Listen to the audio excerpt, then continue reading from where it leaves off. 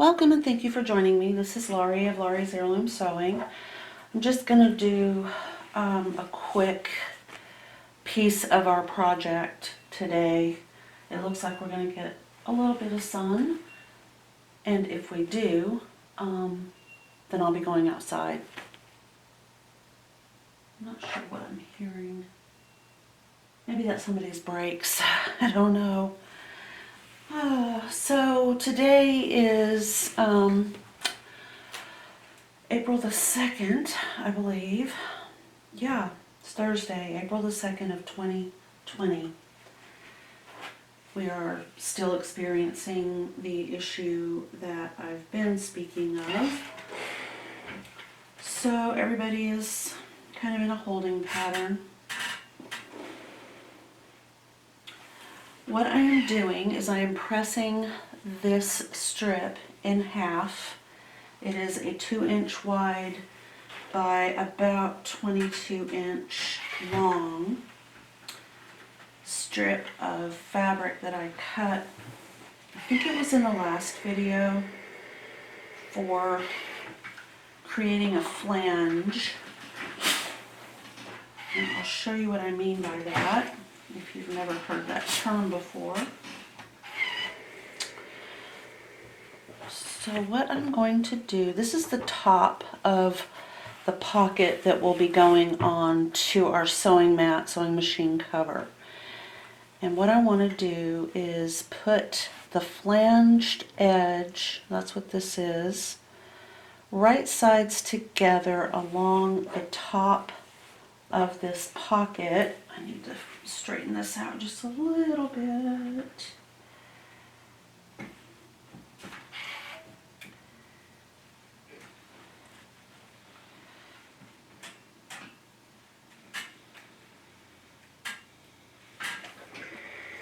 And this is strictly for decorative purposes. It's not something that you have to do for this particular pattern, but it does add a little decorative edge. And you can do this on anything. You can do it on a pillow, you can do it on clothing, like around a collar, little things like that.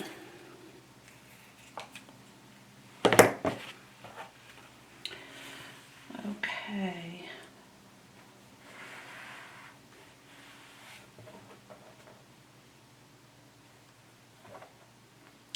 Now what I'm going to do is line up the raw edges of the pocket with the raw edges across the top, not the sides or the bottom of the pocket. And I'm going to just simply stitch right across that edge. I will be right back. What we have is the top edge of our pocket.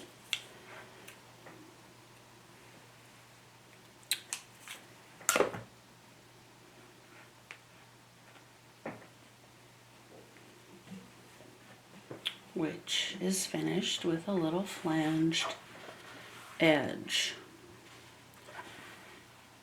And that would be really cute on, say, a pillow or an apron. I'm just going to press this down real quick.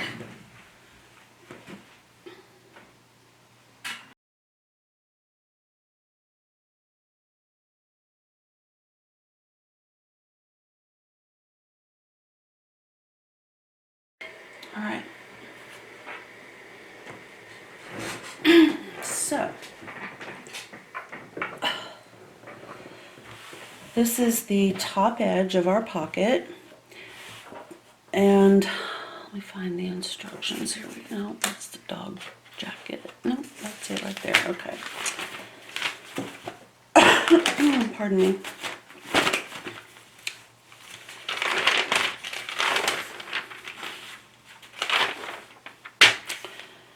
Right? Yes, this is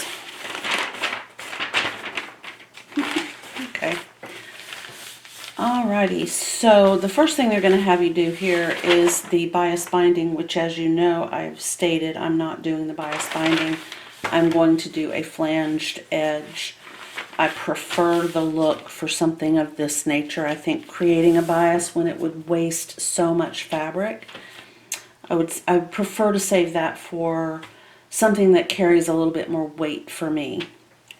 So the directions on how to do that are in here. I'm not doing it. I'm doing this little flanged edge all the way around my project, including my pocket. So I have this done. The sewing mat and the covers start right here. So what we're going to do is, with the wrong sides of the mat together, in the instructions you would pin and sew these together along with your fleece. And again, I'm using just some oh my goodness, my brain is just on blah today. Fusible interfacing, that's what my choice for this will be. So, however, since I'm doing this flanged edge, I'm going to sew mine right sides together and then flip it to the outside, which means that the pocket will be stitched to this side when it is right sides together. So if I want to go ahead and put the pocket on, which I do, in the correct position, and then, you know, stitch it accordingly where the lines are for the organizing sections, then I need to go ahead and figure that out. And I'm thinking, yeah, I would turn the wrong way. Okay, so this is where the pocket would line up, right along this bottom edge, and I need to mark where I want my lines to go. Now I know that the pocket has marking lines on it. I want to use my own. So, that said, I need to locate, oh, there it is. I'm going to use chalk from my Clover chalk pen. I know that I'm probably going to lose about that much. So I'm going to eyeball to about here.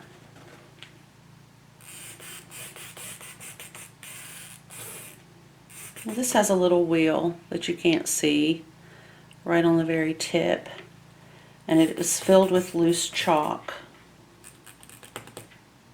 Now I think I will go ahead and cut through or stitch through the flanged part of the pocket. I think it'll just make it sturdier. Okay, so I'm at 1, 2, 3, 4, 5, 6. I think I'll go ahead and let that be another stitching line.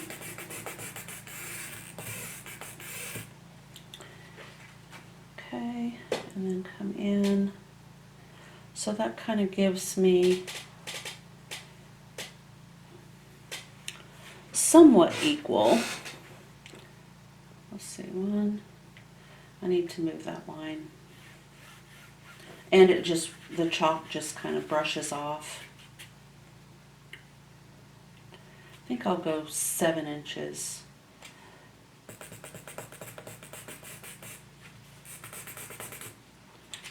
Okay. Right, that's perfect. Okay, so that's going to give me 3 pockets that are basically the same size. Okay. All right, and the way we do this, I don't want to have any pins on my pocket with my fabric turned to the where I can't see it. I don't want this sandwiched in there with pins because I'll end up getting either catching my sewing machine or my finger or something will end up hurting me.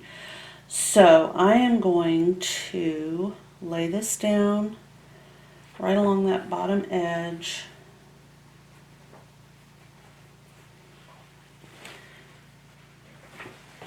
I need to add my